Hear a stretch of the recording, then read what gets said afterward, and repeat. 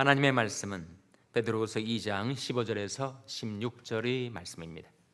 저희가 바른 길을 떠나 미혹하여 보리 아들 발람의 길을 좇는도다. 그는 불의 삭슬 사랑하다가 자기 불법을 인하여 책망을 받되 말 못하는 나귀가 사람의 소리로 말하여 이 선자의 미친 것을 금지하였느니라. 아멘.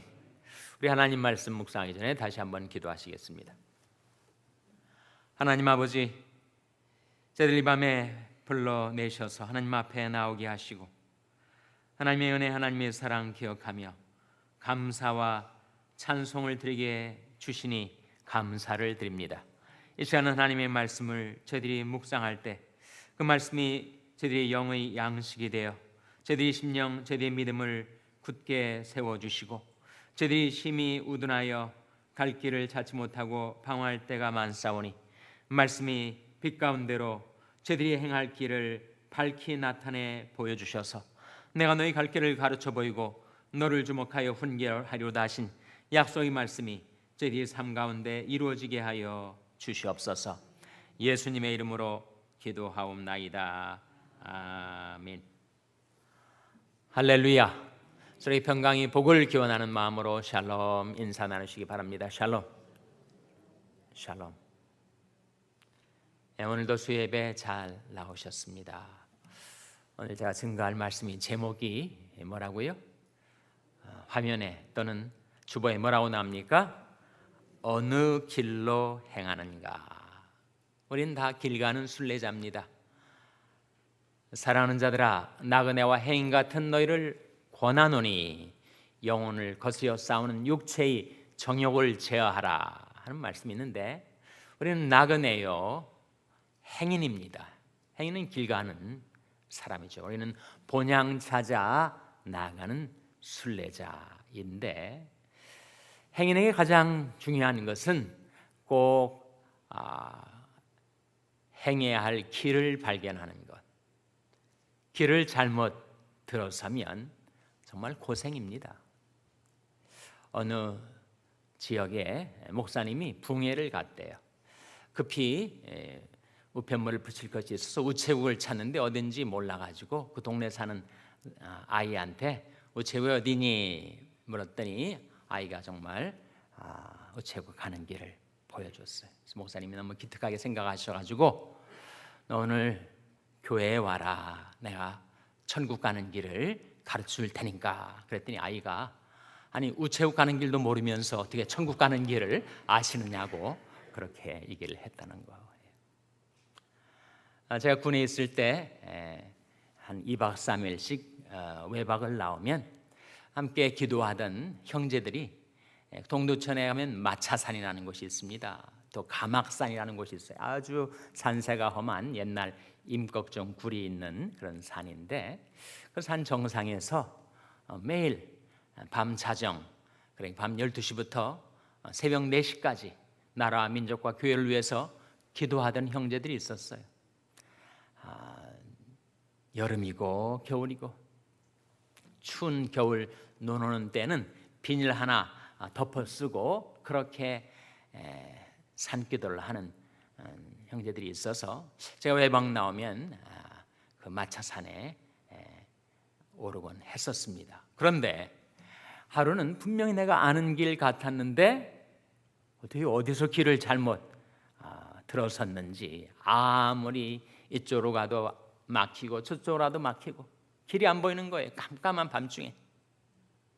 정상으로 가야 사람들도 만나고 또 기도하러 온 소개의 목적을 이룰 수가 있는데 길이 안 보이니까 그래서 아무리 용을 써도 도무지 길을 찾지 못해서 어느 산길석 정말 관목과 덤불로 갇혀가지고 추위에 벌벌 떨면서 그렇게 온 밤을 그 길을 잃고 산 기슭에서 헤매다가 이튿날 동이 텄을 때 이제 환해지니까 길을 찾아서 산으로 올라갔었던 기억이 있습니다. 우리 인생은 길 가는 나그네의 행인들인데 길을 잘못 들면 고생은 고생대로 하고, 그리고 목적은 달성할 수가 없고, 그렇게 된다는 거예요. 오늘 본 말씀에 보시면 지금 바른 길을 잘 가다가 미혹을 당해가지고, 유혹을 당했단 말이죠. 시험을 당해가지고 잘못된 길로 빠져든 사람들이 이야기가 나옵니다. 15절에 보시면 저희가 바른 길을 떠나 미혹하여 불의아들 누구의 길을 좇는도다 라고 했습니까? 발람의 길을 좇는도다. 그래서 이 말씀 속에 길이라는 단어가 두 번 나오죠. 하나는 바른 길, 다른 하나는 발람의 길. 발람의 길은 불의한 길이요 잘못된 길입니다. 길이 다 똑같은 것이 아닌가? 똑같지 않습니다. 어떤 길은 사람이 보기에 바르나 필경은 사망의 길이 있다라고 하지 않습니까? 그러니까 인생에 수많은 길들이 나 있지만 그 길이 어떤 길인가를 판별할 수 있는 지혜가 우리에게 필요합니다. 이 길이 어떤 길인가? 이게 정말 의 길인가? 아니면 불의한 길인가? 이 길이 정말 평강의 길인가? 아니면 불안, 두려움에 떨게 되는 길인가? 이 길이 마지막에 생명이 나를 기다리고 있는가? 아니면 사망이 나를 기다리고 있는가? 길이라고 다 똑같은 길이 아니고 분명히 의 길이 있고 불의의 길이 있고 생명길이 있고 사망길이 있다라고 성경은 우리에게 가르쳐 줍니다. 어떻게 분별할 수 있죠? 길을 분별하려면 여러분 실제로 요즘이야 내비게이션, GPS라는 게 있어서 그냥 따라가면 목적지에 도달할 수가 있지만 불과 얼마 몇 년 전만 해도 길을 찾아가려면 항상 뭘 휴대했어야 했습니까? 맵을 필요로 했죠. 지도책이 있어서 내가 지금 어디쯤 있고 여기까지 가려면 어떻게 가야 되는가? 길을 찾아가기 위해서 지도책이 필요했어요. 우리 인생의 지도책이 우리에게 있어야 합니다. 그 지도책이 무슨 책이라고요? 예레미야 6장 16절 말씀 찾아보시기 바랍니다. 예레미야 6장 16절 말씀. 예레미야 6장 16절 말씀 우리 찾아서 한번 같이 읽겠습니다. 예레미야 6장 16절은 구약성경 1059면입니다. 구약성경 1059면. 예레미야 6장 16절 말씀 찾으셨어요? 같이 읽겠습니다. 시작.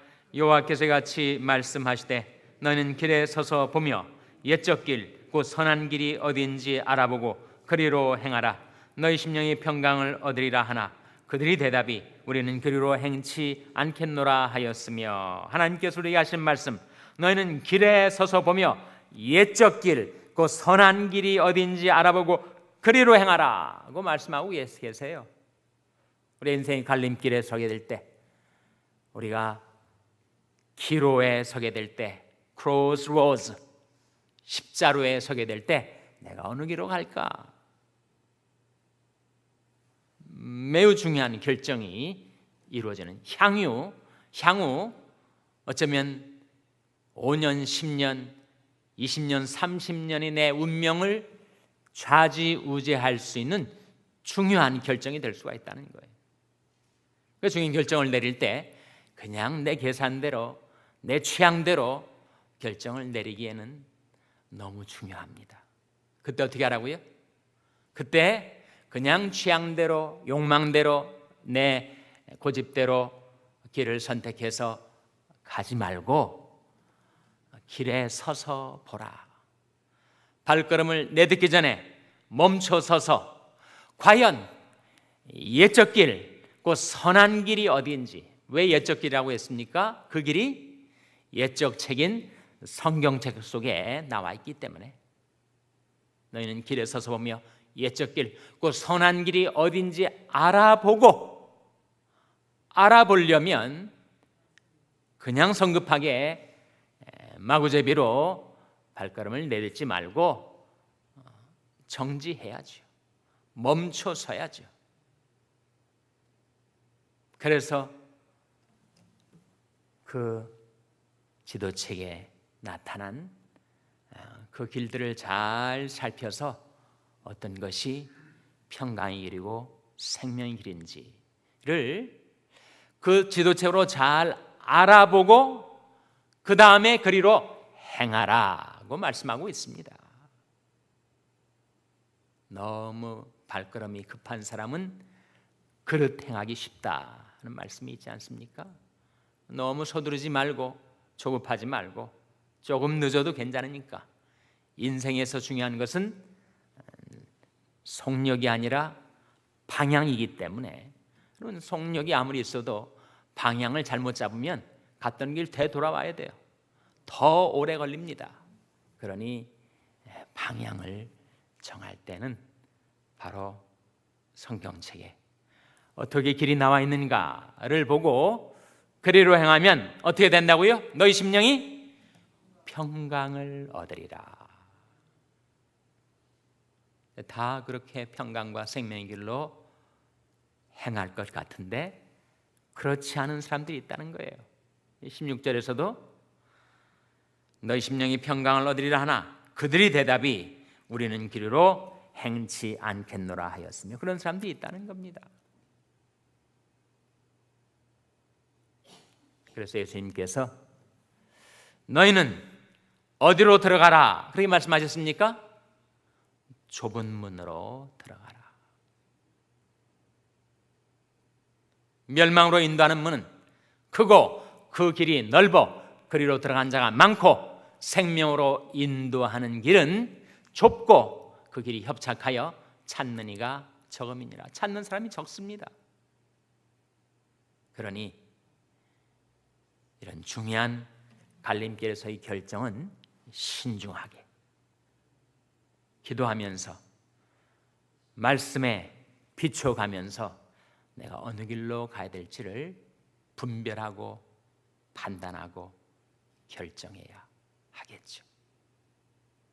우리 세상에서 길 가다가 이제 이 세상의 나그네 길을 마치게 될 때 우리가 지상에서 천상으로, 시간에서 영원으로 옮겨갈 때가 있게 됩니다.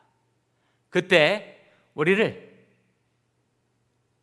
천상으로 영원으로 인도하는 길이 딱 하나 있습니다. 원웨이예요. 그 길이 뭐라고요? 내가 곧 길이요 진리요 생명이니 나로 말미암지 않고는 아버지께로 올 자가 없느니라 말씀하셨던 바로 예수 그리스도께서 우리의 길이십니다. 이런 중요한 말씀은 여러분이 잘 알고 있어도 주소까지 함께 기억을 해 두셔야 되는데, 어디에 나온 말씀이에요? 내가 곧 길이요 진리요 생명이니 어디에 나온 말씀입니까? 요한복음 14장 가물가물하십니까? 요한복음 14장 6절 말씀. 예수께서 가라사대 내가 곧 길이요 진리요 생명이니 나로 말미암지 않고는 아버지께로 올 자가 없느니라. 예수님이 나의 길입니다. 하나님께서는 하나님의 이름을 위하여 우리들을 의의 길로 인도하신다고 하셨어요. 시편 23편 아닙니까? 여호와는 나의 목자시니 내가 부족함이 없으리로다. 그가 나를 푸른 초장에 누이시며 쉴 만한 물가로 인도하시는도다. 내 영혼을 소생시키시고 자기 이름을 위하여 어디로? 의의 길로 인도하시는도다. 자기 이름을 위해서 우리를 의의 길로 인도하세요. 그리고 우리에게 정말 내비게이션과 같은, GPS와 같은, GPS가 뭐의 약자죠? 글로벌 포지셔닝 시스템, 그야말로 인공위성에서 이 세상으로 온 세계에 당신이 어디에 위치해 있고 어느 길로 가야 할지를 다 전파로 보내주는 거 아니에요? 바로 우리 안에 계신 성령께서 우리의 내비게이션, 온 우주의 정상에 계신 하나님께서 성령의 전파를 통해서 우리가 어느 길로 행해야 될지를 우리에게 지도하고 계시다 하는 거예요. 그래서 시편 143편 10절 말씀에 보면 주의 신이 선하시오니 우리를 공평한 땅에 인도하소서 하는 말씀이 나오는데, 그 공평한 땅이란 말이 레벨 패스입니다. 평탄한 길이란 뜻이에요. 주의 신이 선하시오니, 성령은 선하신 하나님의 영이시오 신이신데, 주의 신이 선하시오니 우리를 평탄한 길로 인도하소서. 그런 기도가 우리에게 필요하죠. 하나님께서는 우리가 지상에서 천상으로, 시간에서 영혼으로 들어가기 위해서 구세주 예수 그리스도를 우리 구원의 길로 주셨고, 이 세상에 살 동안도 주님의 이름을 위하여, 하나님의 영광을 위하여 우리들 의의 길로 인도하시고, 주의 신이 선하시기 때문에 우리를 평탄한 길로 인도하려 하십니다. 그때 내가 좀 더 구체적으로 내 구원의 길은 예수 그리스도이시지만 내 생활의 길, 내가 진짜 매일매일 생활을 하면서 일상 속에서 내가 걸어가야 될 길이 무엇입니까? 그렇게 여러분이 물으신다면 그 답을 어디서 찾을 수 있어요? 주의 말씀은 내 발의 등이요 내 길의 빛이니이다 하셨는데, 구체적인 내용이 뭡니까? 내가 걸어야 될 생활 속에서의 길이 무엇입니까? 그 길을 찾고 계신 분이 계시다면 여러분 이 말씀을 꼭 기억하시기 바랍니다. 그 말씀을 지식적으로는 기억을 하고 있지만 아직 그 말씀의 길로 행하지 않은 분이 계시다면 이 밤에 다시 한번 직접 찾아보세요. 우리의 삶을 향하신 하나님의 뜻, 우리가 일생 속에서 늘 걸어야 될 생활의 길, 그것이 뭡니까? 데살로니가전서 5장 16절에서 18절 말씀이죠. 다 같이 한번 찾아보시기 바랍니다. 암송하신 분들이 계시겠지만 다 직접 다시 한번 이 말씀을 찾아서 우리가 일상 속에서 걸어야 될 생활의 길, 우리를 향하신 하나님의 뜻을 다시 한번 확인해 보시기 바랍니다. 데살로니가전서 5장 16절에서 18절 말씀 다 같이 읽겠습니다. 신약성경 334면입니다. 신약성경 334면 데살로니가전서 5장 16절에서 18절 말씀 찾으셨습니까? 같이 읽겠습니다. 시작. 항상 기뻐하라. 쉬지 말고 기도하라. 범사에 감사하라. 이는 그리스도 예수 안에서 너희를 향하신 하나님의 뜻이니라. 우리를 향하신 하나님의 뜻, 생활 속에 내가 걸어가야 될 길 명확하게 나타나 있어요. 항상 기뻐하라. 뭐 때문에 그렇게 항상 기뻐할 수가 있는 거죠? 여호와를 기뻐하는 것이 너희 힘이니라. 우리에게 예수 그리스도를 주신 하나님, 우리를 사랑하시고 늘 인도하시는 그 하나님 때문에 우리가 주 안에서 항상 기뻐할 수 있지 않는가. 두 번째는 뭐예요? 쉬지 말고 기도하라. 어떻게 사람이 쉬지 않고 기도할 수가 있는가? 우리 모든 행하는 길, 우리의 호흡까지, 들숨과 날숨까지, 우리 숨결보다 더 가까이 우리와 함께 계시는 주님 앞에 늘 아뢰고 상의하고 그리고 손을 빌고 주님과 교통하며 대화하며 걸어가는 길, 쉬지 말고 기도하라. 세 번째가 뭐예요? 범사에 감사하라. 제가 최근에 읽은 글 가운데 참 좋은 글이 있더라고요. 스캇 월하이드라는 사람이 쓴 글 가운데 이런 글이 있어요. 제목은 이겁니다. 감사와 불행은 양립할 수 없다. 맞는 말 아닙니까? 감사와 불행은 양립할 수가 없어요. 누가 감사하면서 불행해질 수가 없습니다. 스스로 불행하다고 느끼는 사람이 감사할 수가 없어요. 감사와 불행은 양립할 수가 없습니다. 그 말은 감사와 행복은 양립한다. 감사할 때 행복해지는 거예요. 행복감을 느낄 때 또한 감사가 나오지요. 정말 행복한 인생을 살고자 하는 사람이 있다면 범사에 감사하라. 그래서 그 스캇 월하이드라는 사람이 이렇게 얘기를 해요.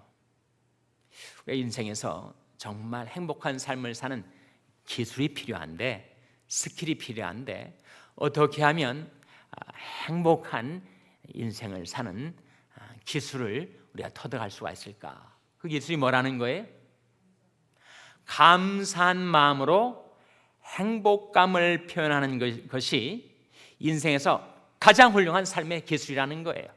다시 한번, 감사하는 마음으로 행복감을 표현하며 사는 것이 인생에서 가장 훌륭한 삶의 기술이다. 여러분이 한번 생활 속에서 적용해 보시기 바랍니다.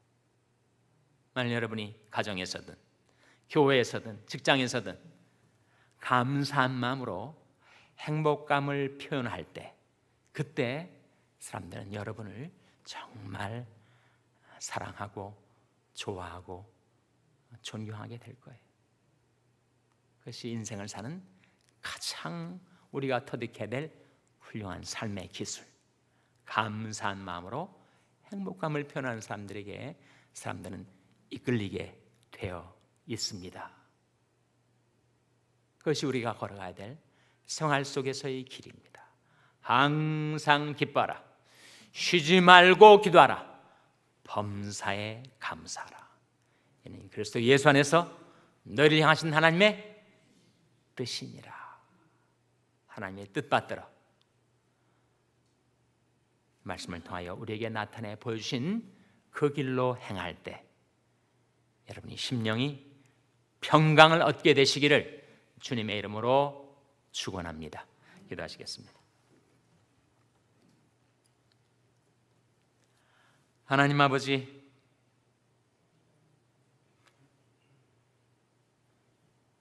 하나님께서 저희를 사랑하셔서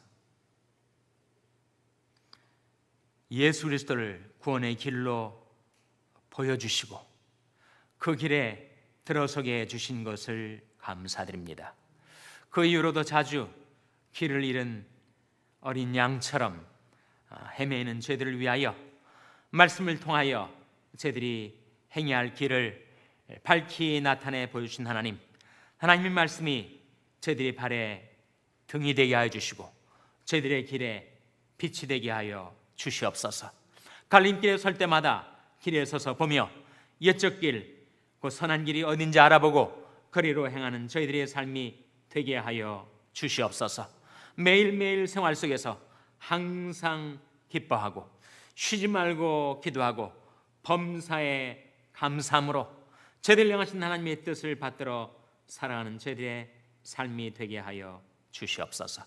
이 모든 말씀 예수님의 이름으로 기도하옵나이다. 아멘.